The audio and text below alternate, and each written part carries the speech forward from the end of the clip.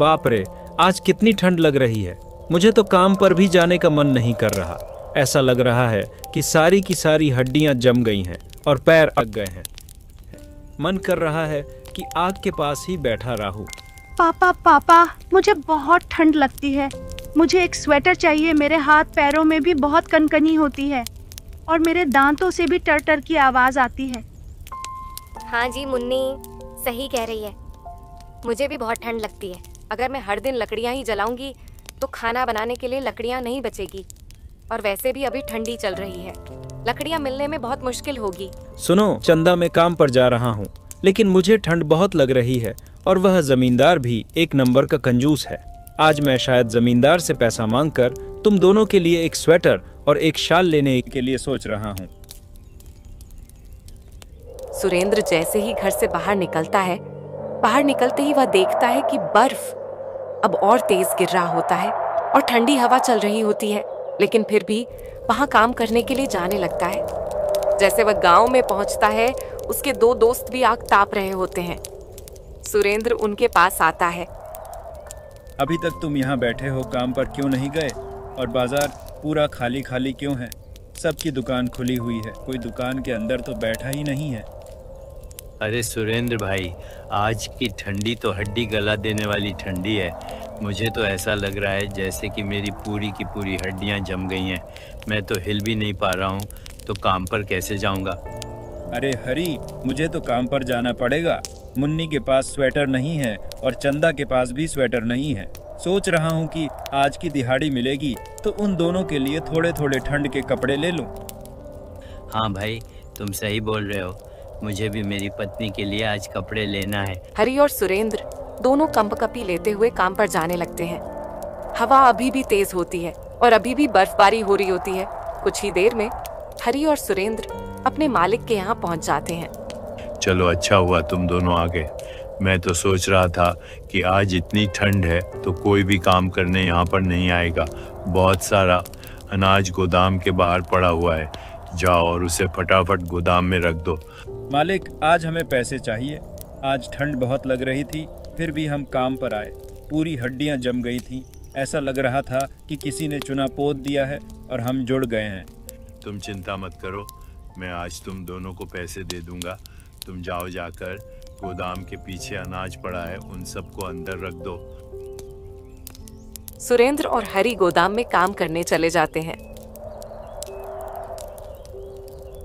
गोदाम में आते ही वे लोग देखते हैं कि पूरा गोदाम चावल और गेहूं के बोरियों से भरा हुआ है।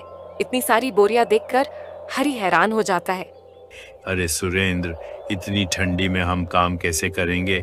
यहाँ पर इतनी सारी बोरियां पड़ी हुई हैं, इन्हें खाली करते करते तो शाम हो जाएगी। अब क्या कर सकते हैं, काम तो करना ही पड़ेगा। जितनी जल्दी हम काम खत्म करेंगे उतनी जल्दी ही हम घर जा पाएंगे। चल फटाफट काम खत्म करते हैं। एक दूसरे से बातचीत कर दोनों काम शुरू करते हैं। सबसे पहले बोरियां हरी उठता है। उसके बाद सुरेंद्र दोनों बोरियां को उठा उठाकर गोदाम के अंदर ले जाते हैं।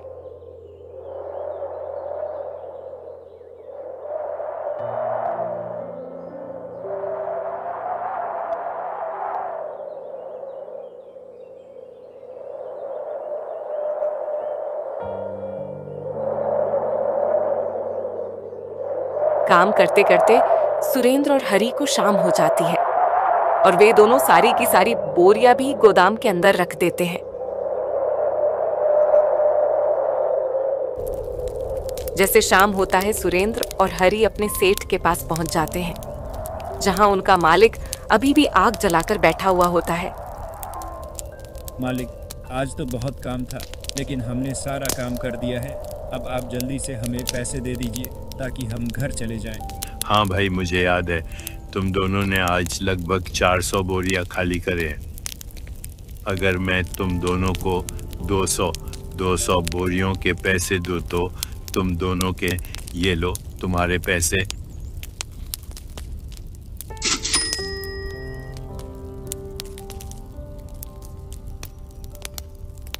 सुरेंद्र और हरी का मालिक हिसाब करके उन दोनों को उनके हिस्से के पैसे दे देता है और वह दोनों वहां से सीधा एक दुकान की ओर जाते हैं। वे दोनों एक कपड़े की दुकान पर आते हैं जहां स्वेटर, साल जैकेट, ठंडी के लिए कपड़े मिलते हैं।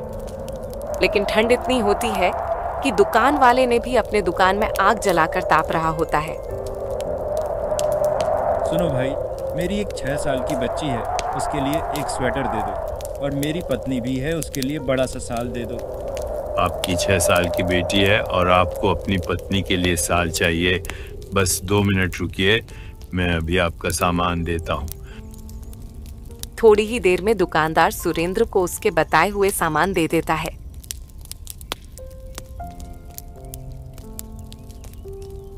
दुकानदार हरिया को भी देखता है और उससे भी पूछने लगता है कि भैया, क्या आपको भी कुछ चाहिए?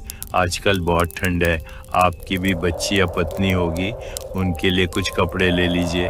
हाँ भाई, 1 साल मुझे भी दे दो, लेकिन मुझे बस 1 साल ही चाहिए क्योंकि मेरी बच्ची नहीं है। दुकानदार हरि को भी कपड़े देता है। फिर सुरेंद्र और हरि दोनों पैसे देते हैं और वहां से चले जाते हैं।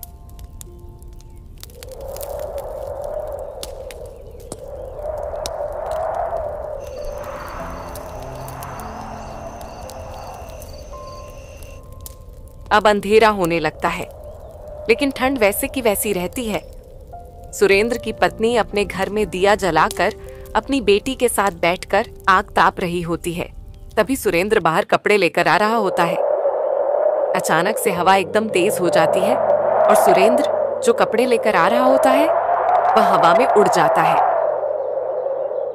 अरे अरे, ये बैग कहाँ जा रहा है?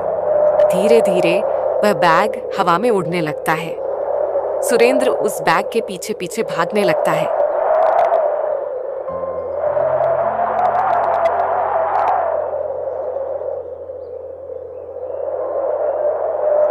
बैग उड़ते उड़ते जंगल में खो जाता है। बैग खोने की वजह से सुरेंद्र का मन बहुत उदास हो जाता है और वह वापस अपने घर चला जाता है, जहां चंदा और मुन्नी उसे आते हुए देखते हैं। क्या हुआ जी, आप इतने उदास क्यों हैं? क्या आज आपके मालिक ने आपको पैसे नहीं दिए? नहीं चंदा, ऐसी कोई बात नहीं है।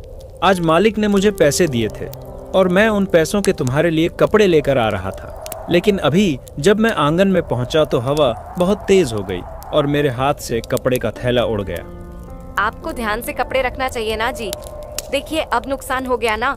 मैंने पूरे ध्यान से उस कपड़े के थैले को पकड़ा था, पर वह मेरे हाथ से छूट गया, जीत गया। मैं उस थैले के पीछे दौड़ते हुए भी गया, लेकिन वह जंगल में कहीं खो गया। अच्छा छोड़िए जी, जो हो गया उसे भूल जाइए। चलिए आप बैठिए, मैं आपके लिए खाना लगा देती हूँ। चंदा अंदर से दाल चावल लेकर आती है और सुरेंद्र को खाना दे देती है ताकि वह खाना खा सके।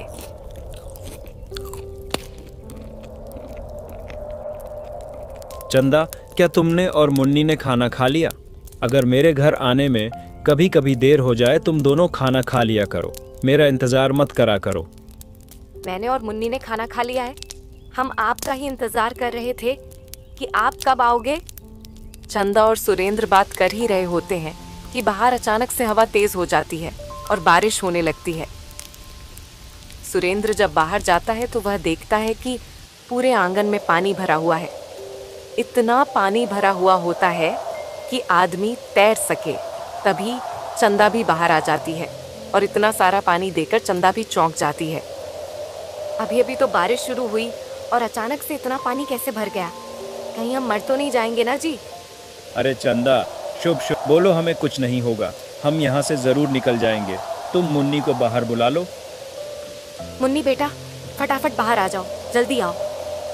चंदा मुन्नी को बुलाई रही होती है कि तभी अचानक से पानी में बहते बहते सुरेंद्र के आंगन में एक नाव आ जाती है।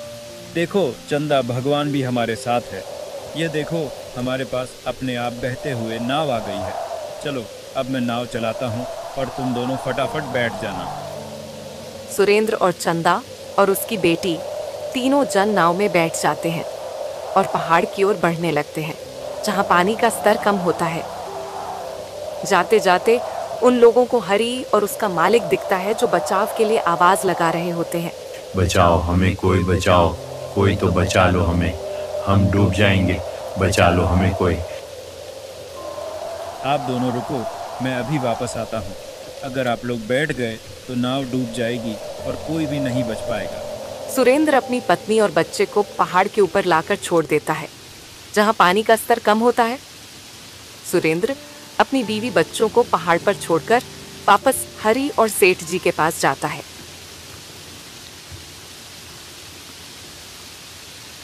हरी, सेठ जी, आप लोग नव को पकड़ लीजिए, पानी का बहाव बहुत तेज है।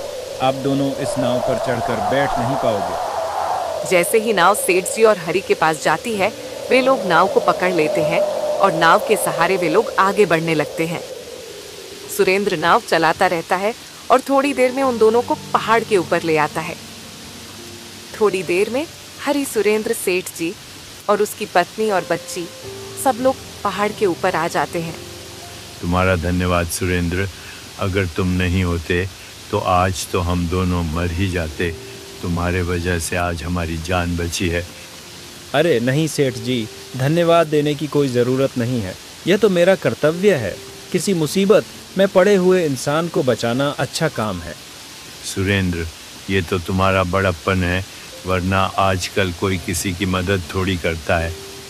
मैं तुम्हारे इस काम से बहुत खुश हूँ और अब मैं चाहता हूँ कि मैं सारे गांव वालों की ख़राब हुई मकान की मरम्मत करवाऊँ और एक एक महीने का राशन भी मुफ्त में बांटूँ।